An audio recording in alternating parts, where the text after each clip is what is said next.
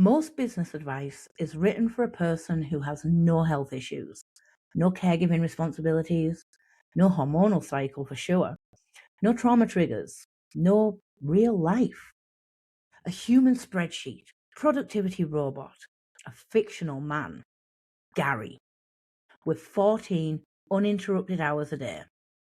Today, we're talking about why business advice fails so many women and what to do instead.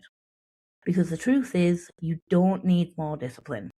You need a business that matches your real season, not your should season. That fantasy self is killing your consistency. Let's name it, the fantasy version of you. She wakes up early, she meal preps, she journals. She posts daily and she makes sales daily. She's never sick, never overwhelmed, always in her power. And because you can sometimes be her on a good week, you set your business up to require her full time.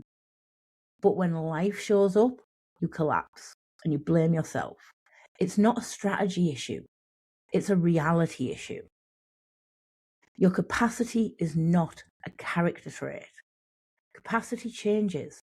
Hormonal cycles, grief, disability flare-ups, caregiving demands, financial stress. Hell, neurodivergence is my biggest issue.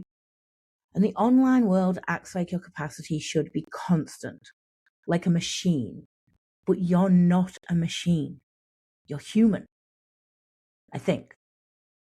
A human with seasons. Here's a framework that you can use today. 1.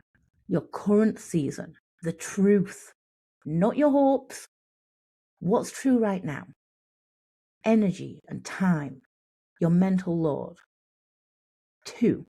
Your stable capacity. What can you reliably get done, even in a meh kind of week? 3. The stretch capacity.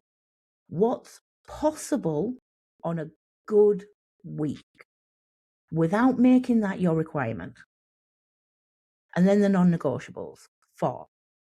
Sleep, health, childcare hours, recovery time needed, medical needs, and for the love of God, make sure you have a fucking day off every week, minimum.